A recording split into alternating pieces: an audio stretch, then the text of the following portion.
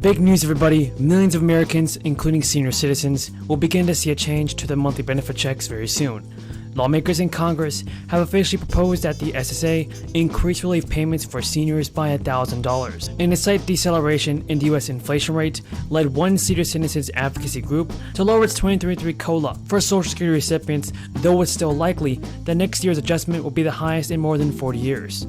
The Senior Citizens League updated its 2023 COLA estimate to 8.6%, somewhat lower than last month's 8.9%. The update came after the U.S. Bureau of Labor Statistics issued its latest Consumer Price Index report. And Mary Johnson, the Senior Citizens League policy analyst, told reporters that Social Security COLA is calculated by using the average rate of inflation in the third quarter of the year. When those figures come out, the data for July, August, and September will be added together and divided by 3 to get the average. The 2022 number will then be compared with the third quarter average of 2021 to determine the percentage of change for 2023 COLA. And there's still plenty of time for the U.S. inflation rate to change by the third quarter. But it has become increasingly doubtful that it will get anywhere near the rate the Federal Reserve hopes to achieve through its series of interest rate hikes. Hopes that inflation will drop considerably in the coming months have all but evaporated. It is likely that the 2023 COLA will be the highest in decades. Some seniors and experts believe the COLA for 2023 could be in the 9% range, which would be the biggest increase since 1981, when the COLA was only 11.2%. But there's no guarantee that the COLA will offset inflation. This year's COLA, which is based on inflation figures from 2021, is only 5.9%, well below the current rate of inflation. And U.S. Representative Peter DeFazio and Bernie Sanders introduced the Social Security Expansion Act in both houses of the U.S. Congress.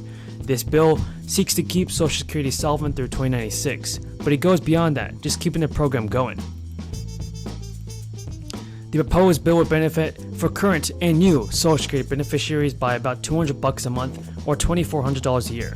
Individuals would not have to wait until their full retirement age under the bill. Either, anyone who turns 62 will be eligible for the increase. In addition, DeFazio and Sanders want to increase Social Security's COLA, and they propose changing a formula used to calculate the COLA amounts by using the CPI for the elderly, which factors in seniors' healthcare costs. Today and a busy day for a lot of people, and Senator and Chair Powell, thank you. I have a series of questions. I have not asked my questions. I was saving them for last. But then after my questions, we'll adjourn. You've said that Russia's and aggression in Ukraine, port congestion and COVID lockdowns in China especially have contributed to higher prices. Consumer spending continues to be strong. Most Americans probably worry about inflation. Talk for a moment, if you would, about the strengths of the American economy now and whether or not you see positive signs of prices stabilizing. Well, consumers are overall, not every consumer, but overall the consumer sector is in very strong shape financially. There's, as you know, a very substantial accumulated quantity of savings on balance sheets, less so at the very bottom of the income spectrum, but right across the rest of the spectrum. And so that's there to support spending even in the face of higher inflation. And you're seeing consumer spending hold up pretty well. Sorry, the rest of your question. Well, are there positive signs of prices stabilizing? So in terms of prices stabilizing, what we're looking for is compelling evidence that inflation is coming down, and we don't have that. So nothing I could point to says that we have that. I will say that core PCE inflation is a pretty good indicator of where underlying inflation is running, and it has moderated over the course of this year reasonably significantly from where it was in the latter part of last year. Still way higher than it needs to be. We need to see a lot more progress. But just it's been running at a rate over the last, say, four or 5 months that is lower than it was, at least. But again, still far too high. So we're looking for that.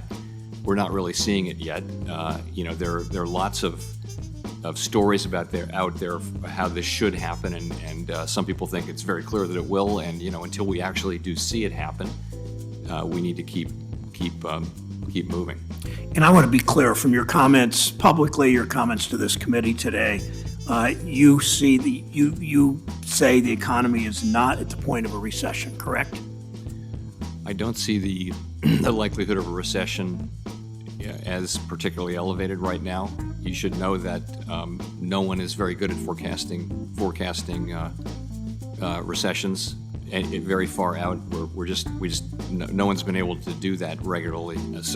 But I would say that the U.S. economy for now is strong, and spending is strong. Consumers are in good shape. Businesses are in good shape.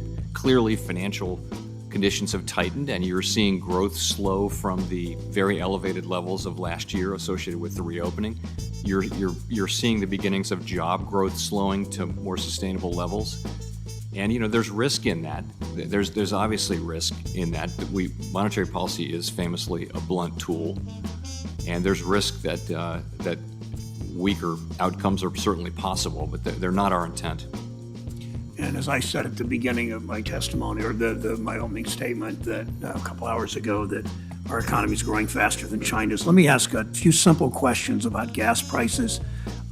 We've heard a lot today about gas prices from both sides. Just a few yes or no's. Does President Biden set gas prices? No. Does Congress set gas prices? Not as far as I know. Do you, as chair of the Federal Reserve, set gas prices? No.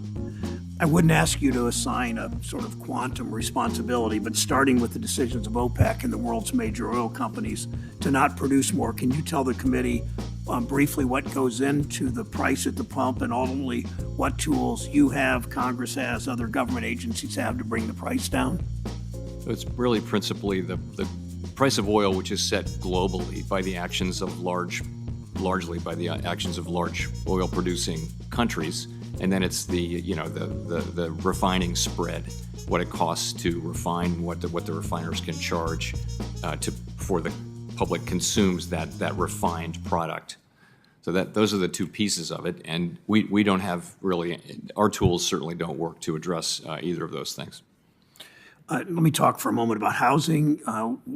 Several have asked about the skyrocketing costs for both renters and aspiring homeowners. Prices over the last 2 years, but prices weren't that great prior to President Biden and the last administration either, we know. Last year alone, rents went up more than 11%, grew faster than wages. What are the short-term and long-term effects on inflation in our economy if renters see more and more of their monthly income going to housing? That will crowd out other kinds of spending, and that's the very fast increases in housing prices over the last couple of years have been very broad across the country and unsustainably high. And that, of course, speaks to the importance of building more housing. Last question I want to ask before adjournment. We've seen cryptocurrency values collapse by some $2 trillion, and markets crash over the past few weeks. Consumers losing money, workers losing jobs. The Monetary Policy Report highlighted the risks of stable coins, digital